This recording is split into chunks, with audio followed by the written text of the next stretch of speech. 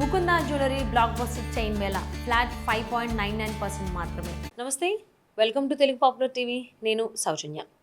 చాలా సంవత్సరాల నుంచి కూడా ఒకటే నడుస్తూ ఉన్నది ఏంటి అంటే, పాకిస్తాన్ భారత్ని ముక్కలు చేయడానికి, నాశనం చేయడానికి అన్ని రకాలుగా ప్రయత్నిస్తోంది. అందరి సపోర్ట్ కూడా తనకి వస్తుంది. అందులో టర్కీ ఉంది, ఇండైరెక్ట్గా చైనా ఉండొచ్చు, at the same time US కూడా ఉండొచ్చు అని. బట్ ఇప్పుడు చేంజ్ అయింది సిచ్యువేషన్. భారతదేశం పాకిస్తాన్ని ముక్కలు చేయడానికి ప్రయత్నిస్తోంది. అండ్ దానికి సంబంధించినటువంటి కొన్ని అంశాలకు సంబంధించి భారత్ ఇండైరెక్ట్గా కూడా కొన్ని నెరేటివ్స్ నడుపుతోంది అనేటువంటి ఒకటి.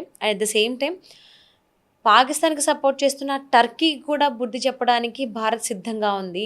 దీనికి కూడా ఒక ప్లాన్ అయితే సిద్ధంగా ఉంది అనేటువంటి వార్తలు మనకి ఇప్పుడు వినిపిస్తున్నాయి. మరి ఈ అంశానికి సంబంధించి వారి విశ్లేషణని, వారి అభిప్రాయాన్ని మనతో పంచుకోవడానికి ఈరోజు మనతో పాటు ఉన్నారు పొలిటికల్ అనలిస్ట్ పవన్ శ్రీ హర్ష గారు ఉన్నారు. వార్త మాట్లాడదాం. నమస్తే అండి. నమస్తే అండి. అంటే ఇన్ని సంవత్సరాలు కూడా పాకిస్తాన్ని, భారతదేశాన్ని ముక్కలు చేయడానికి చాలా పన్నాగాలు, ప్రయత్నాలు చేసిందని విన్నాం. కానీ ఇప్పుడు సీన్ రివర్స్ అయింది.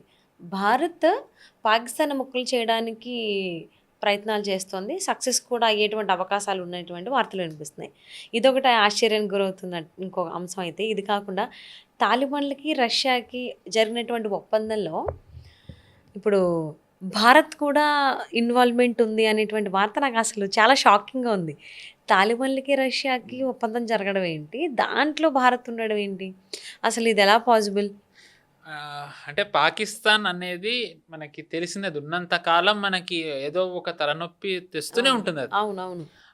ఏదో ఒక సినిమాలో ఐ థింక్ త్రివిక్రమ్ డైలాగ్ అనుకుంటా, నువ్వు బతికుంటే ఇక్కడ శాంతి ఉండదు, నువ్వు చచ్చినా ఇక్కడ శాంతి ఉండదు, నువ్వు బతకాలన్నా అట్లే నువ్వు సావాలన్నా, ఐ థింక్ ఏదో సినిమాలో వస్తుంది.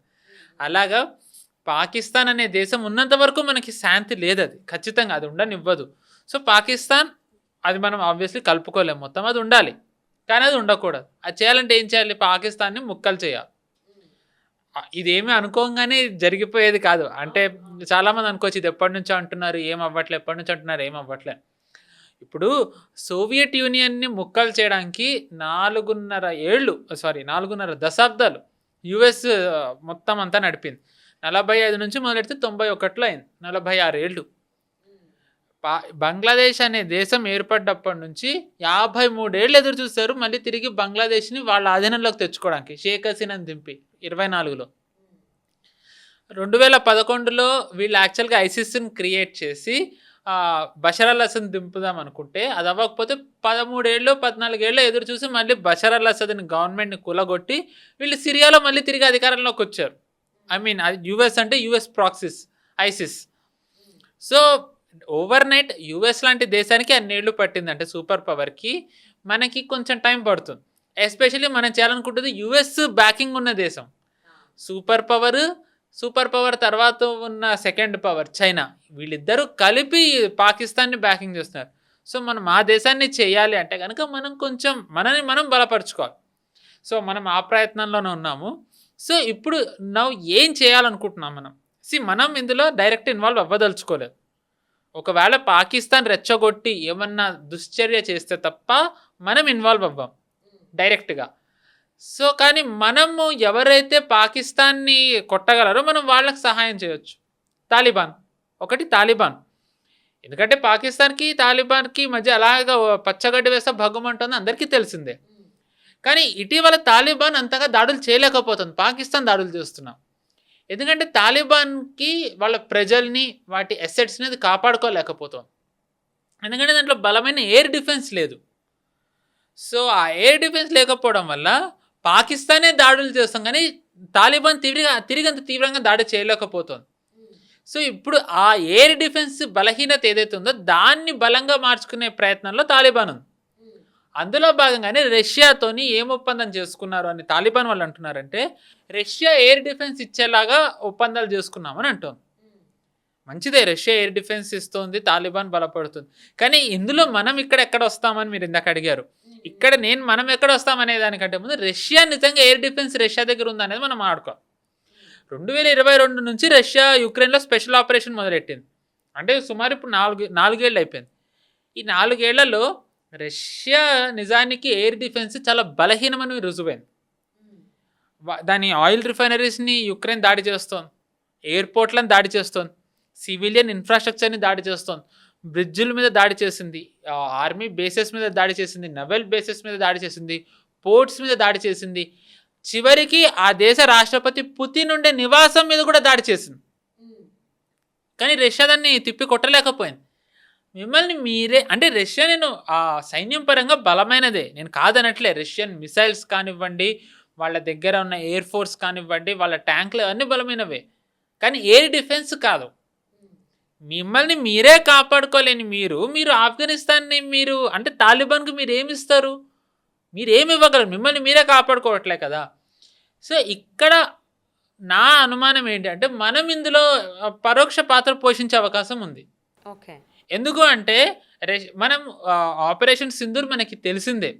మనం ఎంత అద్భుతంగా నిజానికి మనం పాకిస్తాన్ కుట్రల్ని భగ్నం చేశాము. మనం దీంట్లో చూసుకున్నట్టయితే మనకి 4 అంచెల ఎయిర్ డిఫెన్స్ పెట్టుకున్నాం. అన్నిటికంటే పైన ఉండేది ఏంటంటే లాంగ్ రేంజ్ అటాక్స్కి, బలిస్టిక్ మిసైల్స్ వీటికి S-400. దాని తర్వాత మీడియం రేంజ్కి ఏంటి అంటే మనం ఆకాష్ మిసైల్స్, బారాక్ 8 అని ఇజ్రాయెల్ది భారత్ మధ్య జాయింట్ వెంచర్. షార్ట్ రేంజ్ మిసైల్కి ఏంటంటే ఆకాష్లోని ఇంకొక వర్షన్ QRSAM వేరేవన్నీ పెట్టుకున్నాం.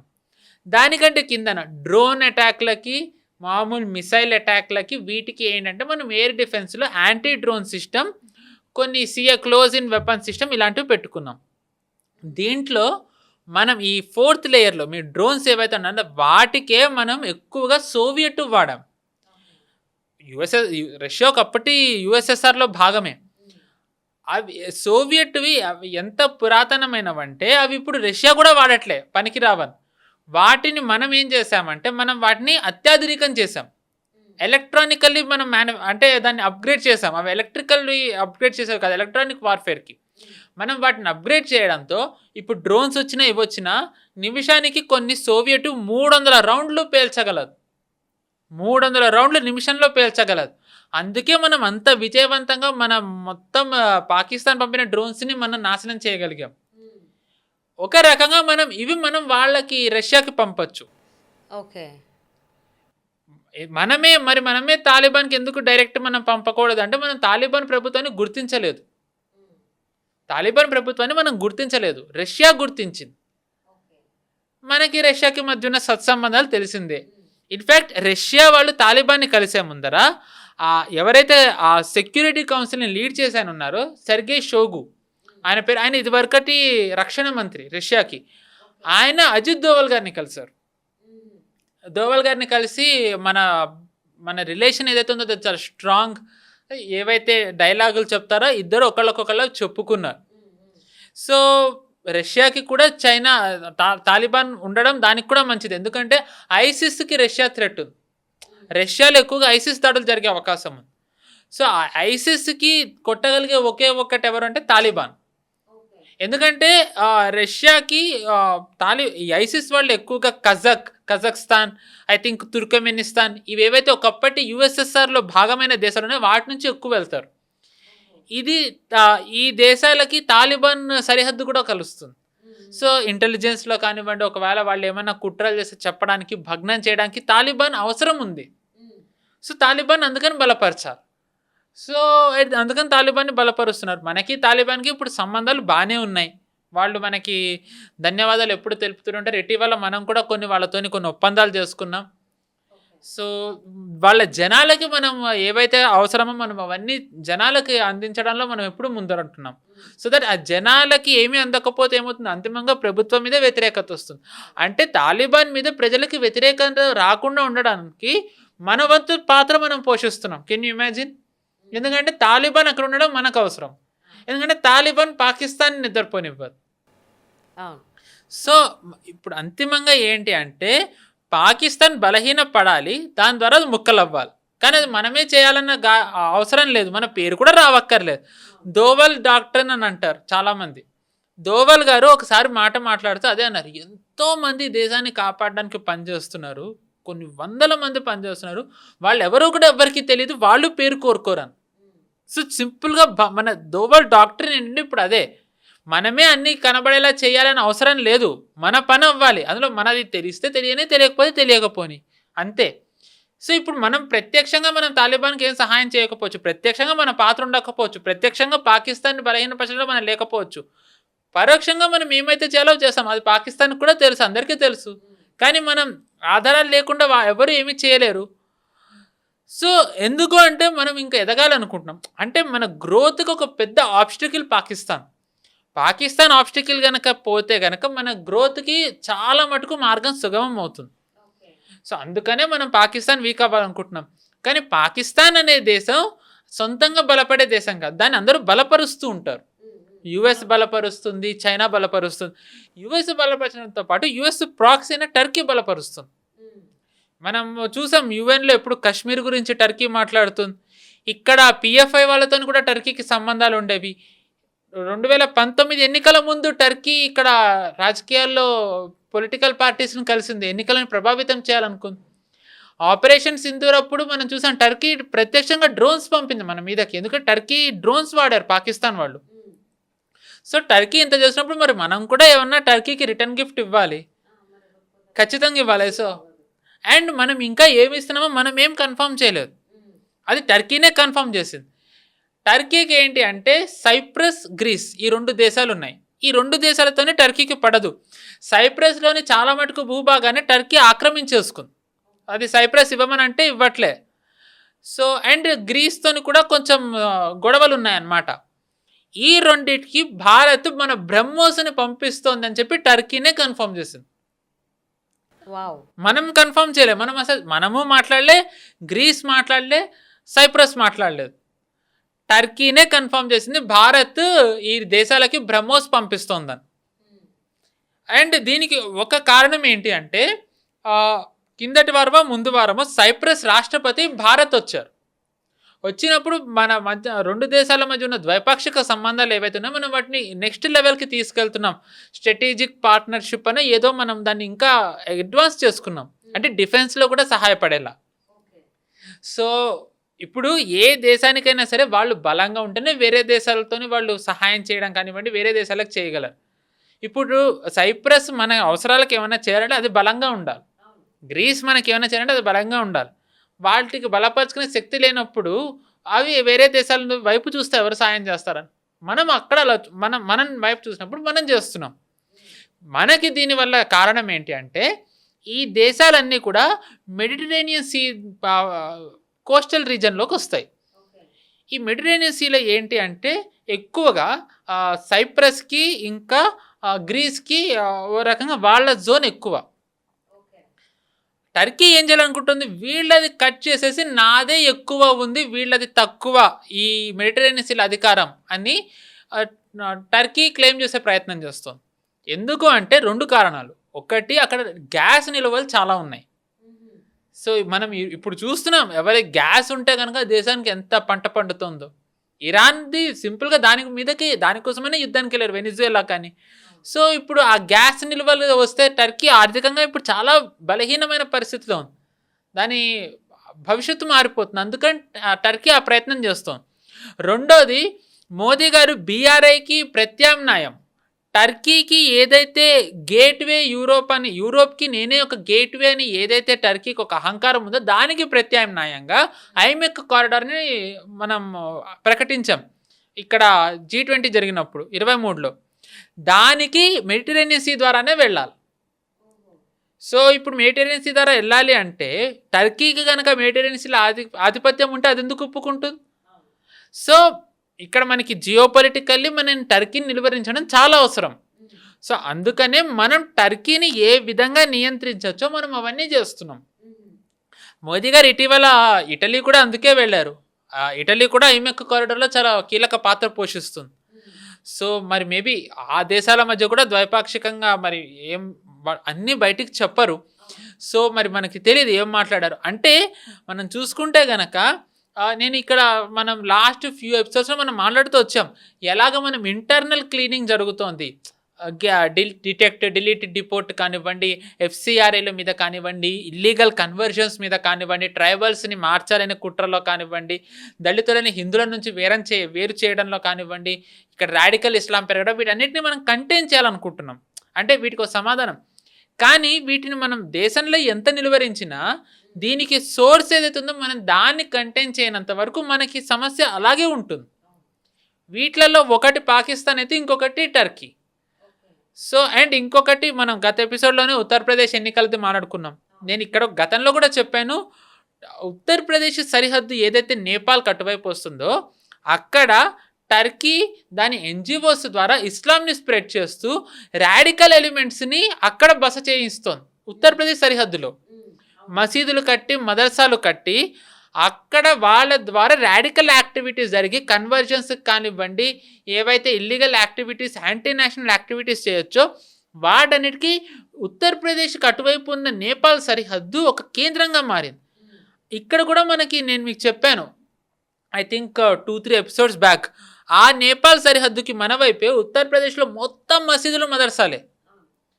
సో యోగి ఆదిత్యనాథ్ గారు వాటన్నిటిని కూడా కొట్టేశారు. అంటే ఇనవే టర్కీ కూడా మన దేశ రాజకీయాల్లో ఎలాగ ఇన్ఫ్లుయెన్స్ చేయాలని చూస్తుందో మనకి దీన్ని బట్టి అర్థమవుతుంది, ముఖ్యంగా ఉత్తరప్రదేశ్లో కూడా. సో టర్కీని దానికి ఒక సందేశం పంపాలి. సో ఇప్పుడు ఇవి చేసినట్టయితే కనుక అగైన్ ఇది కన్ఫర్మ్ అవ్వలేదు, మనం బ్రహ్మోస్ వాటికి ఇస్తున్నామని టర్కీ కన్ఫర్మ్ చేసింది. మేబీ మరి ఖండించలేదు అంటే మరి మనం మేబీ ఇస్తున్నట్టే అవ్వచ్చు. సో ఆర్ మేబీ అది ఇవ్వకపోవచ్చు, వేరేది ఏదైనా ఇవ్వచ్చు, మనకు తెలీదు. ఏంటంటే మనల్ని నమ్ముకున్న దేశాలని కాపాడడం మన బాధ్యత. సో అండ్ అలాగే కదా మన శక్తి కూడా పెరుగుతుంది. మన శక్తి మన బల ప్రదర్శన ఎప్పుడు పెరుగుతుంది, మనం వేరే దేశాలను మన గుప్పెట్లో కానీ వాళ్ళు మనల్ని నమ్మి వాళ్ళు బలంగా ఉంటే అది మన బలమే కదా, మన విజయం. సో ఇప్పుడు మనం ఆ ప్రక్రియలోనే ఉన్నాం. ఇది కేవలం టర్కీకి పాకిస్తాన్కే మనం పరిమితం చేయకుండా మన సరిహద్దు కిందకు వచ్చినట్టయితే మనం వియత్నాంకి కూడా బ్రహ్మోస్ ఇస్తున్నాం. వియత్నాంది కన్ఫర్మ్ అయింది. ఇండోనేషియాతో టాక్స్ నడుస్తున్నాయి బ్రహ్మోస్వి ఇవ్వడానికి. ఫిలిప్పీన్స్కి ఆల్రెడీ ఇచ్చాం. ఈ దేశాలన్నిటికీ వీళ్ళెవరికి తీసుకుంటున్నారు, చైనాని నిలువరించడానికి సౌత్ చైనా సీలో. అండ్ ఇవన్నీ కూడా ఆల్మోస్ట్ మలాకా స్టేట్ దగ్గర వస్తాయి. నేను మీకు గతంలో కూడా చెప్పాను, ఇక్కడ మన గ్రేట్ నికోబార్ది ఒక ప్రాజెక్ట్ కడుతున్నాం. ఎందుకంటే మన మలాకా స్టేట్ దగ్గర మనది కూడా ఆధిపత్యం పెరగడానికి.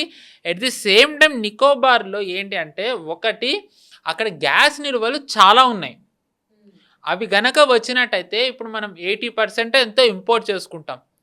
మేబీ అరౌండ్ 60-70% ఇంకా మనం ఇంపోర్టే చేసుకోక్కర్లేదు. మనం ఇంపోర్ట్ చేసుకోక్కర్లేదు అంటే మనం ఇంకా అసలు మన గ్రోత్ అన్ప్రెసిడెంటెడ్ రేంజ్లో వెళ్ళిపోతుంది. మోదీ గారు ఏదైతే 2047 లక్ష్యం పెట్టుకున్నారో, ఉదాహరణ చెప్తున్నారు, జస్ట్ మనం 2035కే మనం పూర్తి చేసేయచ్చు. కానీ అది చెయ్యాలి అంటే కనుక ముందు మనం బలపడాలి. ఎందుకంటే మన నేవీ అంత బలంగా లేదు, ఎస్పెషల్లీ మనం చైనాతో పోల్చుకుంటే. అందుకే మన నేవీని కూడా బలపరుస్తున్నాం. మోదీ గారు వచ్చిన తర్వాత నిజానికి ఆర్మీ ఎయిర్ ఫోర్స్కి ఎంత చేశారో దానికంటే చాలా రెట్లు ఎక్కువ నేవీకి చేశారు. ఎందుకంటే మనం కోస్టల్ కంట్రీ, మనకి ఎకనామిక్ జోన్లు చాలా ఉంటాయి. వాటిని మనం కాపాడుకోలేదనుకోండి, ఇలాగే టర్కీలాగా వేరే వాళ్ళు వచ్చి క్లెయిమ్ చేసేసుకుంటారు. సో అందుకనే మోదీ గారు ఏం చేస్తున్నారంటే ఫస్ట్ నేవీని బలపరుస్తున్నారు. సో మనకి enough submarines, enough corvettes, enough destroyers నేవీలో ఏవైతే ఉంటాయో మనకు అవన్నీ వచ్చాయనుకోండి, అప్పుడు మనం క్లెయిమ్ చేయొచ్చు, ఎస్ మా దగ్గర ఇవి ఉన్నాయి, మేము ఇండిపెండెంట్గా చేయగలమని. ఎవరైనా ఆక్రమించాలని ప్రయత్నించిన చైనా కానీ అవి కానీ అప్పుడు వాళ్ళు చేయలేరు, ఎందుకంటే మనం బ్లాక్ చేసేస్తాం. కాదు అని చైనా అప్పటికి ఒక దుస్సాహసం చేసినట్టయితే మలాక్కా స్టేట్ మనం బ్లాక్ చేయొచ్చు. మలాక్కా స్టేట్ బ్లాక్ చేసినట్టయితే చైనా అక్కడ ఉన్న ఇండోనేషియా మీదకో లేకపోతే మలేషియా మీదకో లేకపోతే కనుక వియత్నాం మీదకో వెళ్ళినట్టయితే వాళ్ళు దాడి దేంతో చేస్తారు, మనం ఇచ్చే ఆయుధాలతోనే చేస్తారు. సో అంటే మన శత్రువులన్నిటి మనం యూఎస్ని డైరెక్ట్గా అన్నాం, ఎందుకంటే యూఎస్ సూపర్ పవర్. మనం ఇంకా యూఎస్ని ఢీ అంటే ఢీ అనే స్థాయికి వెళ్ళలేదు. కానీ యూఎస్ ప్రాక్సీస్ ఏవైతే ఉన్నాయో మనం వాటిని బలహీనపరచవచ్చు. చైనాని మనం డైరెక్ట్ అనలేం, కానీ చైనాకి చైనా ఎవరినైతే నిలువరించాలనుకుంటుందో వాళ్ళు బలహీనపడకుండా వాళ్ళని బలంగా ఉంచవచ్చు. సో ఏంటంటే ఇది చెస్ గేమ్ ఆడుతున్నాం. మనం ఫస్ట్ మన రీజన్ని స్ట్రెంథెన్ చేసుకోవడంతో పాటు మన శత్రువులు ఎక్కడెక్కడైతే ఉన్నారో ఆ శత్రువుకి ఎవరైతే శత్రువు మనం వాళ్ళతోని మిత్రత్వం చేసి వాళ్ళని బలపరుస్తున్నాం.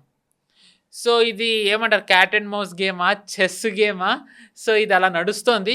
ఎందుకు అంటే ఇది this is now or never. మనం ఇప్పుడు కనుక ఇంకా మనం డెవలప్ అవ్వకపోతే ఇంకా మనం ఎప్పటికీ అవ్వలేం. So we have lost so much of time. మనం పోగొట్టుకోదలుచుకోలేదు. కానీ అది జరగాలి అంటే ఇంటర్నల్ క్లెన్సింగ్ అవ్వాలి. ఇంటర్నల్ క్లెన్సింగ్ అవుతూ ఉండడంతో పాటు మనం వీళ్ళకి సోర్సులు ఎక్కడి నుంచి తెచ్చే వాళ్ళని బలహీనపరచకుండా మనం ఏమీ చేయలేం. అందుకే మనం పాకిస్తాన్కి ఏవైతే చేయాలో అవి చేస్తున్నాం, టర్కీని ఏవైతే చేయాలో అవి చేస్తున్నాం. ఇవి చేయడం ద్వారా యూఎస్ బలహీనపడుతుంది. వియత్నాంని బలపరుస్తున్నాం, ఇండోనేషియాని బలపరుస్తున్నాం, ఫిలిపీన్స్ని బలపరుస్తున్నాం. వీటిని బలపరచడం ద్వారా చైనాకి ఖచ్చితంగా ఒక సందేశం వెళ్తుంది. అగైన్ ఇది అడ్వర్స్లో చైనా కూడా మన మీద డైరెక్ట్ రావచ్చు. కౌంటర్గా కూడా ఉంటుంది. కీడంచి మేలంచమంటారు. లెట్స్ హోప్ అది అవ్వదని. సో ఏంటంటే ఒక సందేశం ఇచ్చే ప్రయత్నం చేస్తున్నాం. సో ఒకవేళ నిజంగా వచ్చినట్టయితే 2020లోనే మనం నిలువరించగలిగాం. ఈసారి ఇంకా బలపడ్డాం. మరి మనం ఇంకా ఈసారి ఏం చేయగలమో చూడాలి. అఫ్కోర్స్ జయాపజయాలు అన్నీ దైవాధీనం అని అంటారు. కానీ ఐ బిలీవ్ చైనా మిస్అడ్వెంచర్ చేస్తే ఈసారి చైనాకి ఇంకా దెబ్బ తగిలే అవకాశం ఉంది. So I don't think China డైరెక్ట్గా వస్తుందని అనుకోవద్దు. బట్ పాకిస్తాన్ ఉంది కాబట్టి అందుకే మనం పాకిస్తాన్ని నిలువరించడానికి తాలిబాన్కి మనం స్ట్రెంథెన్ చేస్తుండొచ్చు. So it is a long term game. అంటే కొన్ని దశాబ్దాలు పట్టే గేమ్ మనం ఇప్పుడు మొదలు పెట్టాం దోవల్ డాక్ట్రిన్ ద్వారా. So let's hope we will succeed. Definitely అండి, సక్సెస్ అవ్వాలి. ఇన్ని సంవత్సరాలు కూడా భారత్ మీద ప్రతి ఒక్కరు దెబ్బలేస్తూ పంచింగ్ బ్యాగ్ అయిపోయాం మనం.